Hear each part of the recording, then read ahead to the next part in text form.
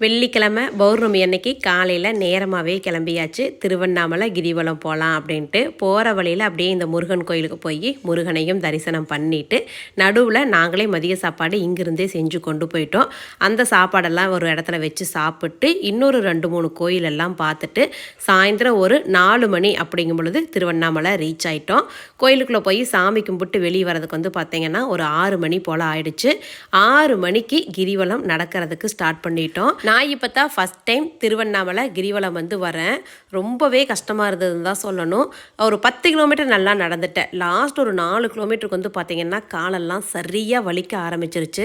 Socks எல்லாம் வாங்கிட்டு தான் போனேன். ஆனால் சாக்ஸ் போட்டு நடக்க தோணலை. வெறுங்கால்லையே நடந்துட்டேன். அப்படியே நடக்கிற வழியில் அந்த புள்ளிமான் அப்படியே முள்ளு நிலவு இதெல்லாம் பார்த்துட்டு நடக்கிறதுக்கு அவ்வளோ சூப்பராக இருந்தது. ஃபைனலாக கிரிவலம் முடிக்கும் பொழுது டாஸ்க் வின் பண்ண மாதிரி மனசுக்கு ரொம்ப திருப்தியான ஃபீலிங் வந்து இருந்தது.